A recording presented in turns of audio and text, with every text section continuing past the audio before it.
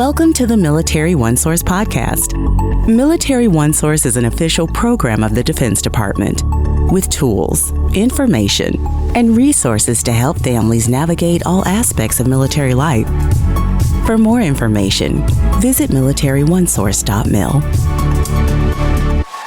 Welcome to the podcast. I'm Bruce Moody. My guest today is Tomeshia Barnes. She leads the Defense Department's Office of Special Needs. The work that this office does is the subject of a podcast series we've created, and we call it the Office of Special Needs EFMP Podcast. EFMP meaning the Exceptional Family Member Program. Tomeshia, welcome back to the podcast. Hi, Bruce. Thank you for having me. Well, it's good to have you. And people who tune into the EFMP podcast will hear a lot of you. And we're going to talk about that podcast, but let's kind of talk about, the Exceptional Family Member Program.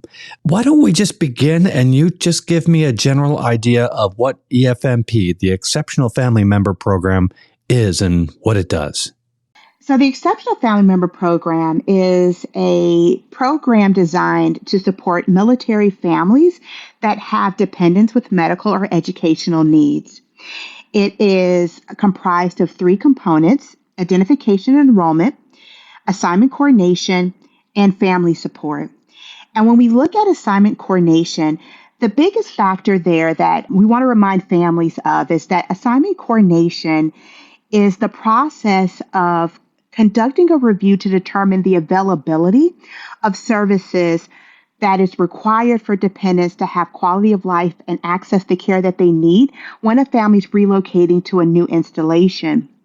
And when you look at EFMP family support, that is the provision of non-clinical case management, information, and referral. When I think of EFMP family support, I think of having individuals that's there to support the families as they navigate the wealth of resources available to them within the government, as well as available resources in their local community. So it's that person, that central office that can really help families access and navigate all the resources available to them. And that's what we're here for. Now, the Exceptional Family Member Program recently got a lift through a new policy, which you and your team wrote. And this gets into a lot of the specific areas of what EFMP does. And I think the main theme with this new policy is the standardization of support from one service to the next. Can you talk through this new policy and what it does for families who are enrolled in the Exceptional Family Member Program? So when we look at the new policy regarding the Exceptional Family Member Program, one of the things I like to point out is that it really is a revision to the previous policy, but importantly, it provides DoD-level guidance for the processes of the program. When you look at the previous policy, there was not a lot of DoD-level guidance provided on how the EFMP would operate. And without having that level of guidance, one of the biggest things that I always say, if you're not clear and you don't provide clarity, it can lead to a lack of transparency and confusion in the implementation of the program, but ultimately confusion with our stakeholders and our families. And so the biggest piece in this DoD is that it does establish standard processes for identification and enrollment, for disenrollment, assignment coordination, as well as requirements within EFMP family support to include the standardization of EFMP respite care. So we don't want to get too deep into this new policy. What we want to do is let people know that we do have this EFMP podcast series. But let us nevertheless take a couple of minutes and get into some of the aspects of EFMP support that has been standardized, such as identification and enrollment. I'll let you tick through some of the rest that are featured in this new policy.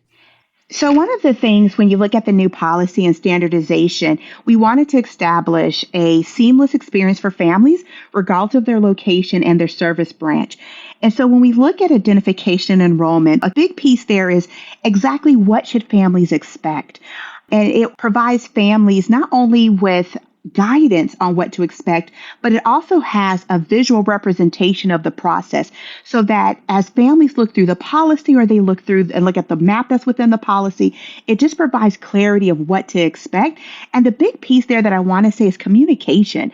How do we help families, but also what are we communicating to them throughout this process? So again, it helps them hold us accountable, but also know this is what I should expect and this is what I should experience no matter where I go. And that's the same thing for disenrollment. One of the things that we heard frequently is, what is the process for disenrollment? And a funny thing is, sometimes people would say, well, we're doing what DOD says. But we didn't really have a process that was clear to the public and clear to our stakeholders, especially our families, on what constitutes disenrollment and how do I go about disenrolling from the program when I'm no longer eligible for the program or I no longer require the services. And so it provides, again, that level of transparency and clear communication to the family as well. And then when we look at assignment coordination, it's just, again, when we talk about that clarity, and I know we're going to go in depth in an additional podcast series, but I think the biggest piece there is transparency to families, what to expect, and communication of what decisions are made and why those decisions are made. And then an opportunity for the family to express a voice and an ability to discuss if there's some additional enhancements or additional needs of their families that needs to be considered. So I definitely look forward of going more in depth on the changes within the program and how we created those changes to better support our families. We're definitely going to do that. And this is a work in progress. We created 2 seasons of episodes for this series. What we're talking about now would be season number 3, and we'll just keep on doing it. We'll provide as much information as the community needs on this topic. But Tomeshia, I'd like you to touch on 2 things for me, because you mentioned family members having a voice. I think this would be a really important takeaway, because I think this is the thing that families were asking for. And how are we set up to hear from military families with this new policy?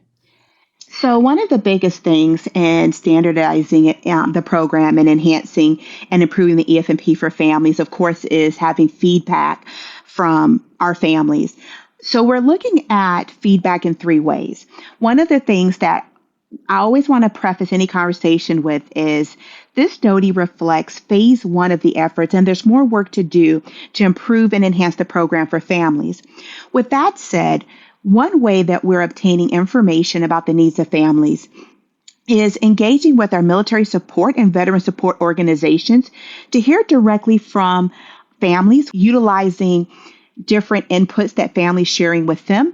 And with that, not just some of the things that they're sharing, but we do know that families are working within our military support and veteran support organizations to share their experience. And so we're engaging with these organizations to hear the experiences, their needs, and what enhancements they'd like to see as we continue to work this effort. We do know that there's multiple ways to reach families.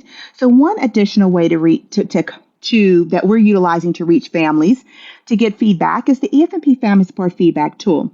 We know that the EFMP Family Support Feedback Tool is designed to provide information on a family's experience after they engage with the EFMP Family Support Office.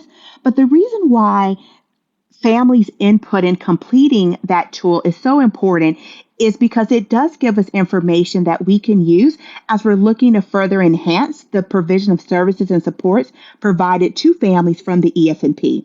And another area that I would say is very integral to all of this is really utilizing the ability to provide feedback on Military OneSource. And so there is a mechanism on Military OneSource that enables families to provide us immediate feedback. And it doesn't have to be on the DOD. It could be on anything related to the EFMP that they may want to see or concerns that they may have. And we take all input and feedback seriously, and we really want to hear from families. So we encourage families to engage with us in one of those 3 aspects that I mentioned. But we also know that there's other mechanisms to engage with their service EFMP headquarters office to also get in contact with us to let us know where they like to see future enhancements, improvements, and also things that's working well. We'd love to hear that too. Absolutely. Tomeshia, thank you so much for joining us on this podcast. And you mentioned a couple of links. We're going to put them in the program notes. And, I just invite any final words from you with regard to the support that we provide to military families. So enhancing and improving the Exceptional Family Member Program to better support military families with medical and educational needs is a priority for the Office of Special Needs. As the needs of families change, we strive to be proactive in meeting those needs. And so we will continue to work to enhance and improve the program that you will see in policy changes, but also engaging with various stakeholders that also support our families. We know that it takes us, but it takes a village. And we know that's kind of one of those sayings that is used probably more than it should be, but it truly takes a village to support our families. So not only are we looking at how we enhance our program, but how do we partner with other agencies and other stakeholders that are serving our families so that we can have better gains and greater gains, rather, for our military families with medical and educational needs. Thank you very much for that. Again, if you want to hear lots more on the topic from Tomeshia Barnes and the rest of her team, it's the Office of Special Needs EFMP podcast, and we'll put links to that in the program notes. Tomeshia, thank you so much for joining us today.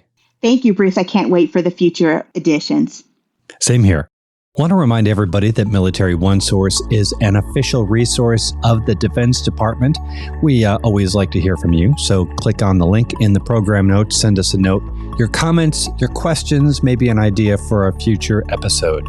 And be sure to subscribe to this podcast wherever you listen to your podcasts, because we cover a wide range of topics that help military families navigate military life. I'm Bruce Moody. Thank you for listening. Take care. Bye-bye.